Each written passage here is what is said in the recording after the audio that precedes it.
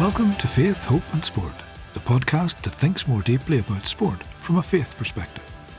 As some of you might guess, I stole the name of the podcast from the New Testament and proved it. St. Paul wrote about faith, hope and love. Of course, he should have written faith, hope and sport. My name's Drew Gibson, and I hope you'll enjoy thinking more deeply about faith and sport.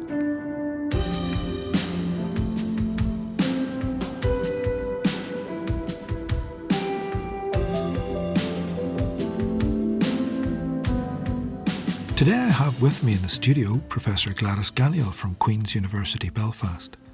Gladys is a well-respected teacher in Queen's, and she's written a number of insightful books about life in the province. But much more important than that, she's a serious and successful long-distance runner. Gladys has run in the Commonwealth Games and the European Games, and she's been the first woman home in the Belfast City Marathon. Gladys, your accent betrays that you weren't born in Northern Ireland. Tell us a bit about yourself, your family and where you're originally from. I was born in Maine in the United States. That's on the East Coast and it borders Canada. And I suppose it's important that I grew up in a really small town, about 800 people, sort of a fishing village. There people would have been lobster fishermen, clam diggers. In the wintertime would have gone out and got branches off the trees to make Christmas wreaths. Or in the summertime, we would have had the blueberry harvest. And as a kid, I would have been involved in harvesting the blueberries as a summer job, that sort of thing. So a very small town with a strong work ethic, work culture around, I suppose, physical labor, really, in some ways. My family, I had 2 older sisters growing up, and we would have been brought to a Baptist church. That would have been the predominant religious culture in the village, would have been quite evangelical, actually, and independent Baptist churches, Methodist churches, sort of low church, evangelical style religion, as it were. So I would have grown up in that sort of environment as well. So would you say you grew up in a formally religious family or in an authentically religious family? Well, you're not going to draw me too much on that one. No, I mean, in terms of like low church evangelicalism, there's nothing formal about it. That's not exactly right, because it was quite traditional. I mean, it wasn't charismatic or anything like that. So we had the old hymns, the old classics. So I guess formal in that way, but very informal in terms of the way you would have interacted, I suppose, with the pastor and his wife, who was my Sunday school teacher, and that sort of thing. And sure, the Sunday school teachers were your aunts and cousins and all that as well. So sort of even a family type atmosphere in that sense, So how then did a girl from Maine in the United States get to Northern Ireland? Is there a story behind that? Oh, there's always a story. So, I mean, it's actually quite a story related to sport. So growing up, I enjoyed physical activity. Like I said, I raked the blueberries in the summertime, which is a pretty hard, physically demanding job. I absolutely love that. But the culture was very sports orientated in my hometown as well. So basketball was the big sport. And I played basketball. I'm not very tall, but I played the point guard position. I was pretty good at basketball, which was good. But in order to get better for basketball, I started running for the cross-country team. So in high school, we do 4 years of high school. So the year before I was meant to enter high school, I started training with the high school cross-country team because I wanted to get fitter for basketball. So the high school coach at the time allowed me to do that, and sort of accidentally discovered I was quite good at running. And it quickly became apparent that I was much better at running than I was at basketball. So after the 4 years of high school in the United States, you can get these scholarships, athletic scholarships, that basically enabled me, who came from a family that didn't have a lot of material means, enabled me to go to a top-class liberal arts university on an athletic scholarship. So I went to Providence College in Rhode Island, and that would have been a Catholic liberal arts school. And there's a process. When you're a high school athlete, you're recruited by the coaches, and the coach there was Ray Tracy. Now, people who know Irish athletics may know that's the brother of John Tracy, who won the silver medal in the LA Olympics in the marathon. And Ray had been coach there for years and years. And I liked his pitch the best, I suppose. So I went to run at Providence. And Ray, being from Ireland, would have recruited a lot of the top Irish athletes to go and run at Providence. And to this day, Ray is still the coach and still recruits some of the top Irish athletes to run there. But that meant when I got to Providence, a lot of my friends and people on the running team were from Ireland. So I got interested in Ireland that way. And I majored in political science. And as my dissertation project before my final year at university, I wrote a dissertation on religion and conflict on the island of Ireland. Basically, that combined many of my my interest, the interest in Ireland and the interest in religion. Whenever it then came the time I thought I would want to go to graduate school, I decided to come to Ireland for that. So I went to UCD and did a master's there, and then continued on and did a PhD that focused specifically on evangelicalism in Northern Ireland. I went to UCD primarily to work with Jennifer Todd, who was one of the world-leading experts on Northern Ireland. Really, she's retired now, but it was a great privilege to work with her. And then I got my first job lecturing at the Irish School of Ecumenics, the Belfast campus. So Irish School of Ecumenics is part of Trinity College Dublin, but there's a small Belfast campus.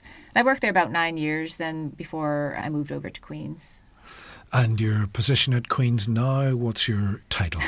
Well, the official Go ahead, title impress me. is Professor in the Sociology of Religion. Wow.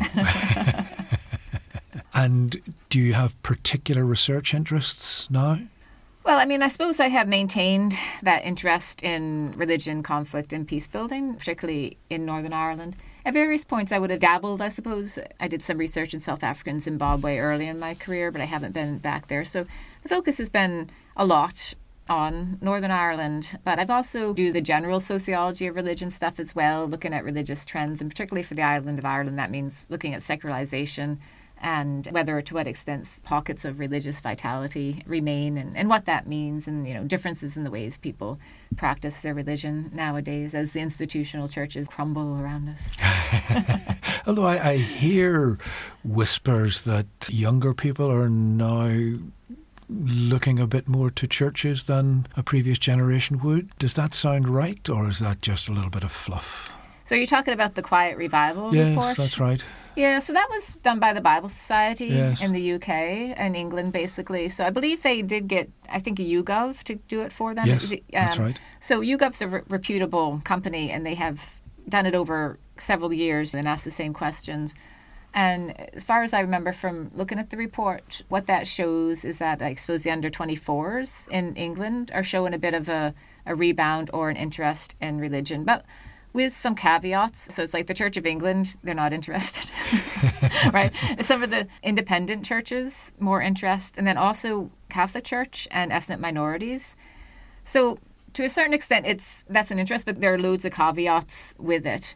And that research in Ireland does not show that. So that seems to be a very specific thing that has turned up in that report. And in particular, since the pandemic, if you look at any sort of poll that's been done in terms of religious identification or practice, the younger people aren't showing even these little bits of interest that you may see beginning to surface in England, as it were. I mean, it's not been like totally disastrous since COVID, but it's been noticeable. I would say a few signs of decline, or at least amongst young people, not a rebound anyway. Yes, it's been a long trend, hasn't it? Yeah, yes. Yeah. Well, let's move away from that particular topic for a second and come back to your sporting interests. You mentioned earlier about a bit of basketball, but mainly running.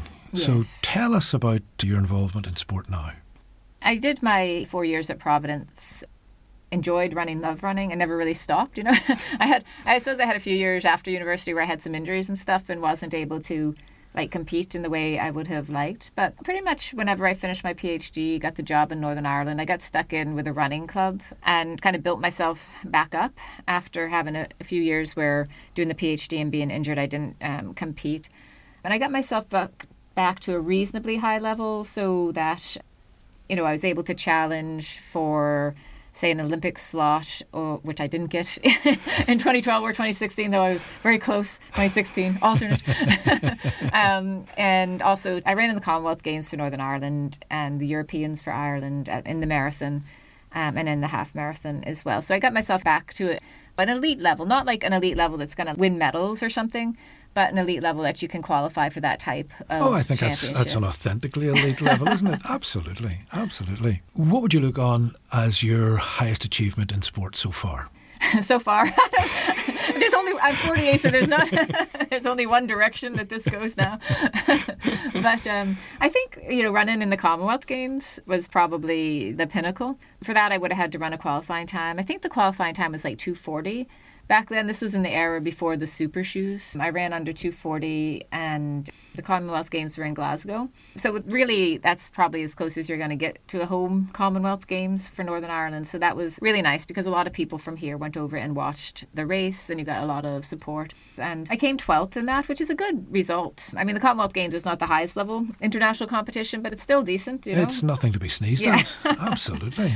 And all that was just a good experience. Commonwealth Games is multi-sport championship, not just athletics. So it was nice to have that environment as well. And sort of the support you got at the time from the Sports Institute in Northern Ireland and Athletics NI was really good. I got to go out and have the strength and conditioning, the physio, all that. So you were kind of had the experience of being a semi-professional athlete for a wee while as well. I mean, I was still working full-time. I enjoyed that environment, the high-performance environment. I liked that. So you've been involved in academics for quite a while. You've been involved in sport for quite a while. Let me ask you a little bit more about your faith. You talked about growing up in a Baptist context. Yeah. So have you maintained the faith or have you left that behind? I've maintained my faith. At the minute, I go to Fitzroy in Belfast, which is a Presbyterian church. Occasionally, I'll call myself a Presbyterian. Depends on who I'm talking to. There's still something of the Baptist in me, though. I can't get away from that. But yes, faith continues to be an important part of my life. And I mean, in some ways, my academic career as a social scientist, you're not working for the churches or something like that. But it does drive my interest and my curiosity about how religion functions, how the churches work here, particularly in Northern Ireland. So I would continue to practice. And also, faith provides a nice structure for life. I mean, I suppose that's one thing about being an athlete as well. If you can structure your training and structure your day, it's a great help to you. And in terms of faith providing structure, like a time to pray or a time to reflect or whatever, there's a lot of similarities, I think. The structure is quite helpful and useful and calming, if that makes sense, you know. And I suppose one of the things about like sport and faith, you sort of have asked about that a wee bit. Now, the culture in which I grew up, I think I alluded to earlier, a real high premium was put on hard work. You know, it was almost that puritanical thing. So some of the Puritan settlers that would have gone to the United States. This isn't always healthy, I will admit, but do you know the idea that working hard is a way that you demonstrate God's presence in your life, where it can be considered like an act of worship to God as well? So that to me was part of the religious culture. In terms of sport, it was always emphasized, well, you have to work hard at your sport. And to me, that all intertwined, if that makes sense. So you're coming from a culture, both its religious elements and then its kind of general cultural elements where hard work is really emphasized. And that is a part of your faith. And you also have a responsibility to use your gifts. And if you're not working hard, you're squandering them, right? So I'm sure that was very helpful for me in terms of developing as an athlete, that type of thinking that it's important to work hard. It's something that's your responsibility to do. It's your gift, so that you should be applying yourself. And that's not to say you never have fun or you don't relax or anything like that, but that's part of what it is to be human, is to work. And to enjoy the work. I mean, I do like working. Oh, you're probably unique in that, are you? No, of course not. I think a lot more people like working than they like to admit. Well, then, could I ask you about something specific? As a distance runner, you must have come across, and I assume experienced, the idea of flow. Yes. And going into a state where you think, hey, I could run forever. Yeah. Some people have talked of that as a spiritual experience. Do you think it is or not? To me, it is probably the same thing as contemplative or meditative prayer. And I do feel that way. Because what that flow state is, basically, is being totally present in the moment. So there's a couple marathons I've run where I was in that state. And the marathon passes like that, like blink of an eye. You know, you're out there for 2 hours and 40 minutes or whatever. And it does not feel like it takes that long because you are so totally present. And that's really what I think contemplative prayer is, total presence and openness to God. Now, in the flow state as an athlete, you're maybe not thinking about God, but you probably are experiencing God in some way. I mean, I think I am. Obviously, not every athlete feels that way, but I do to a certain extent. And so to me, the parallel is pretty obvious. You've been talking about similarities between sport and faith in things like hard work and in flow. Have you noticed any tensions between your sport and your faith at all? I mean, I suppose the obvious thing is that sometimes you have to miss worship because there's a sporting event, right? And, well, what do you do, really? I think Eric Little resolved that problem for us. Well, I mean, that's maybe being a bit glib about it, but I mean, you just have to compromise once in a while, right? I mean, obviously, the big thing a few years ago was when the Belfast Marathon moved from a Monday to a Sunday. And I mean, the Belfast Marathon was unique, really, in a lot of ways, all those years. And I think it reflected our religious culture. People were reluctant to have such a big sporting event on a Sunday, particularly as it might disrupt people getting to worship. But to me, that's one day of the year, right? And it's also a day that a lot of Christians are out raising money for charity. With their relay teams are running the full marathon. It's sort of like taking the corn or whatever on the Sabbath and and eating it. There are, I don't know, loopholes the wrong word, but there's room for interpretation about that sort of thing. Yeah, certainly from my point of view, there's a difference between an occasional event and a regular event. Yeah. And I know increasingly it's the regular Sunday training, for example, that causes people a lot of difficulties. Yeah, I mean, I'm fortunate in my sport that it doesn't really happen that often. But I know for people with kids who are playing football or whatever on a Sunday morning, it is more of an issue, you know, and then choices have to be made. You're listening to Faith, Hope and Sport with Drew Gibson. Let's take a quick break.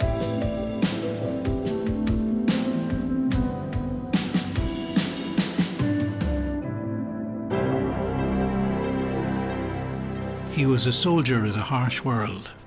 Marker! Stand fast! Reminder, wheeling him through 90 degrees. Now, let's see what kind of mess you make of that. He made enemies. That chap in Caesarea, I was merely wondering if he'd become disaffected somehow. He had a waking dream. Cornelius. What? Who is that? Show yourself. Who are you? What are you? But he found what he was looking for. You are a new creation. Commission Drama presents Cornelius, The Search. You can hear this series and many others. Just search for Commission Radio Drama wherever you get your podcasts.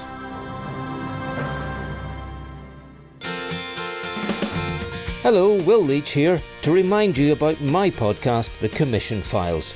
Great faith stories and interviews with the Christian people making a difference in society. And we like a bit of music too. All produced by Commission Christian Radio. Find us wherever you look for podcasts. Just search for The Commission Files.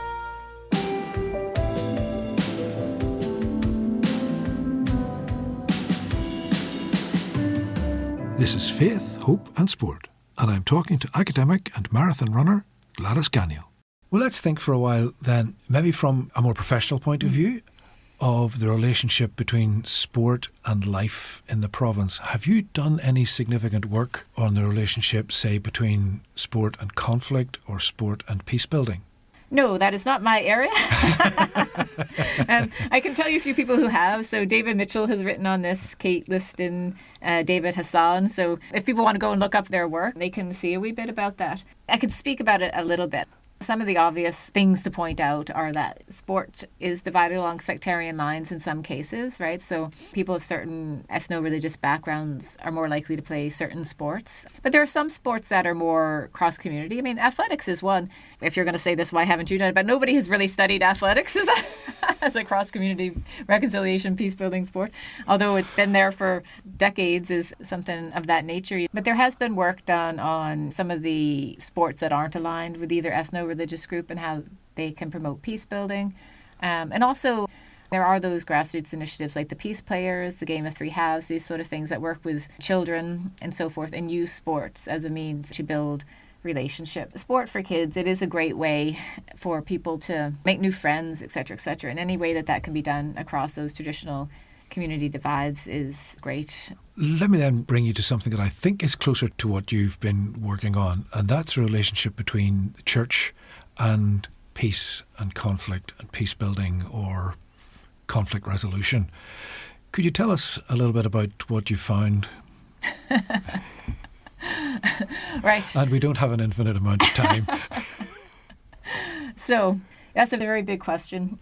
I'm supposed to start with that. Okay, so it's not just myself that's researched in this area. So a lot of what I say will draw on work like John Brewer has done. And people that want to look up and read or do research or whatever, he's also a good person to look at for this. So one of the obvious things is people are always like, well, is it a religious conflict? Is it not a religious conflict? Et cetera, et cetera.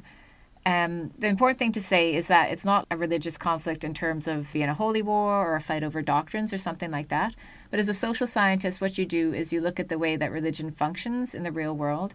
And certainly over centuries, religion has functioned in such a way that it has helped reproduce division and tension and reinforced and contributed to sectarian structures that have kept people apart. And then religious discourses have been used by churches and religious leaders to justify their positions, whether that's a position of domination or a position of resistance or whatever. So religion is totally implicated in the violence, even if it's not the main cause of the violence. It's part of the wider picture. And so a lot of the work on religion and peace building in Northern Ireland then looks at how religious actors, whether it's churches as institutions or individuals, so John Brewer calls them mavericks, right? So these people on the fringes of the church, the way they have tried to critique their own traditions, point out how those traditions have contributed to violence, and then offer alternative ways that those religious traditions could contribute to peace. So in my PhD, I actually focused quite a bit on that group Evangelical Contribution on Northern Ireland, or CONI, specifically how people within that organization would have critiqued an evangelical tradition that was informed by distortions of Calvinism and put forward an alternative evangelical identity that was not for God in Ulster, but was, to use their revamped slogan, for God and His glory alone. Religious peace building has to, I suppose, critique the tradition and offer an alternative. So that's a big part of it. Some of my other work would also have looked at the role like clergy, religious leaders. So a few years ago, I was involved in doing a project with the Presbyterian Church that resulted in a book called Considering Grace. So some of that previous work by John Brewer would have focused on the mavericks, the people who were involved in peace building. But one of the things that really struck me coming out of the research for Considering Grace was sort of the clergy on the ground who may have been having to deal with people in their congregations being killed or injured and traumatized all throughout the Troubles. They maybe weren't involved in that kind of active cross-community peace-building work, but they were sort of first responders, as we would call it. They might have been called out to go with the policeman to the home after somebody had been killed. And then they were the primary caregiver, really, for the grieving families after a tragedy. And sometimes that work continued for years and years. And to me, that was also part of peace building and healing and helping people to process and deal with trauma. And that's not really been recognized, I don't think, as a contribution that religious actors made to moving things on and helping people to cope with the trauma, the troubles, and so forth. Yeah, I'll stop there. That you asked me another question. I think I'm seeing a bit of a parallel here between church and conflict and sport and conflict. And the parallel to me seems to be that both church and sport can either contribute in a positive way or in a negative way. Yeah. And that it's all about the individuals and the groups who are involved in both making some sort of decision, maybe a definite, definitive decision, or maybe an implicit decision that they're going to go in one direction or the other. Does that sound fair? I think that sounds fair. And I think it's quite interesting to emphasize the decision aspect, because sometimes it can be just quite easy to go along with things as they are. People don't want to rock the boat or whatever, but making an active decision to do something a bit differently is quite important. One of the other projects I did was I wrote a biography of Father Jerry Reynolds. So he would have been a priest at Clonard Monastery for several decades throughout the Troubles.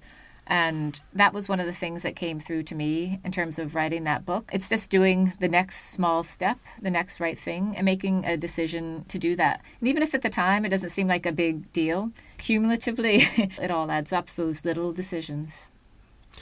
Yes, and I think the importance of individuals, whether you use the term mavericks or not, can't be understated. And those individuals can have an influence way beyond what they might think and what others might think.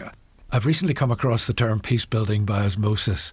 Does that sound like a reasonable term to use potentially in Northern Ireland? That's one of the things that drives social scientists crazy, right? Because it's really hard to quantify that. You can't measure it when you can't put a number on it.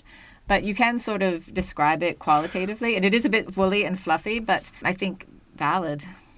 Gladys, you've mentioned a number of important books that you've written. Now, important is my term because I believe, I believe they have been important. Is there anything interesting in the pipeline that you want to share with us, or perhaps what's your most recent book that you might want to tell us about? Well, I'm actually nearly finished up writing a short book about the churches and peace building in Northern Ireland during the Troubles. So that means a long book is about 80,000 words. A short book is about 25,000 words. So it's something that's easily digestible. But it will basically look at most of the main literature that's been written about religion, conflict, peace building in Northern Ireland since the Troubles began, really, and provide a summary of that and try to draw out some of the key points. So I'll look at evangelicalism in particular, the controversial role of Ian Paisley, how groups like Iconi challenge that. That would be a key part of that. Then it will also profile some of the major peace-building organisations like Iconi, the Irish School of Ecumenic, and Corrymeela would be some of the most important ones, and ones that have been studied by other scholars as well. So not just me, but other people who come in from outside or wherever will often look at the work of those groups. Northern Ireland has also been quite distinctive in an international context. We do have, believe it or not, highly developed discourses about forgiveness and reconciliation, definitions about what these terms are. Are they a process, a goal? What does it mean to forgive? What does reconciliation look like? Nobody actually agrees on this, but there is a highly developed discourse, right? And even might want to call it a public theology that has been laid out by, Corrymeela, Irish School of Ecumenics, people like Johnston McMaster, Ruth Patterson, Padraig Ó Tuama, Kathy Higgins. Those are some of our key public theologians that you may or may not have heard of or engaged with their work. I'll be profiling some of their work as well in that book. And then also looking at the failure to mainstream the peace-building work within the wider churches. So that to me has been one of the, disappointments, probably not too strong a word. The decades of really good work that Christians have put in terms of trying to make a contribution to peace-building has remained a minority sport, to use that term. It has not really been mainstreamed adequately within the main denominations. So what you kind of had after the Good Friday Agreement was the largest denominations got grants from outside to do. The Church of Ireland had the Hard Gospel Project. Presbyterian Church had the Gospel and Conflict Project. The Methodists had the Edge Hill initiative that went on for longer. So there were these projects that were supported with outside funding to try to mainstream peace building into the churches, but they only last 2 or 3 years, and then the churches decided not to continue them. To me, that's a missed opportunity to try to engage in a process of formation of the membership where people see peace building as integral to the vocation of being a Christian in Northern Ireland. So it will also bring up this idea of the failure to mainstream and what that means, and explore a wee bit as well in terms of how religion, how the churches might continue or try to contribute to dealing with the legacy of the past. That's our great unresolved issue here. And is there anything distinctive that the churches have to say about that or could do? So that's the type of thing that will be in that little book that hopefully be out next year. I think I detect a gap there, Gladys. From what you said, there's not a lot on sport and peace building, and I wonder if there is actually a gap there that needs to be filled because, as you know, various sports organisations have been involved in various projects, and there are various ways, I would suggest, in which sport has actually been positive in terms of peace building. We all know the negatives, but there have been some that have been really quite positive, and I think there have been a few mavericks in the sports in the sports scene that are well worth thinking about. Even if you think of somebody like Barry McGuigan and the quiet contribution, if you like, that he made, or the symbolic contribution that he made, or Trevor Ringland in the work that he did. So maybe there's a bit of a gap there. Well, I mentioned earlier some of the people who have worked in that area, so I don't want to do a disservice to to what they've done. But from an athletics point of view, I think every child should be taught about Mary Peters. The thing that really impresses me about Mary Peters, apart from winning an Olympic gold medal, she was not born here, but she chose to stay here at the height of the Troubles and train and stick with her coach and not immigrate to Australia with the rest of her family. I mean, that says a lot. That says a lot about her dedication to this place and everything she did after she came back to Northern Ireland in terms of her contributions to athletics. It should be taught about her in school. I mean, it's absolutely outstanding. And even whenever she came back after winning the gold medal and she was warned that the IRA might disrupt her victory parade, she was like, so what? I'm having my victory parade. That's that kind of stubbornness to stay here in the first place. I mean, that's what really impresses me. She could have gone anyway. Obviously one of the best athletes in the world, and she chose to stay here during the Troubles. Gladys, it's been great talking to you. I've enjoyed it enormously and benefited from it. Thank you so much for giving your time. Thank you. You've been listening to Faith, Hope and Sport. Do subscribe if you haven't done so already. We record in the studios of Commission Radio. If you'd like to know more about Commission, or if you'd like to become involved by supporting us prayerfully or financially, or if you think you might have something to offer to actually making programmes, you can find us on Facebook, Instagram or LinkedIn. Or of course, just ask nice Mr. Google to find commissionradio.org. I look forward to being with you again soon.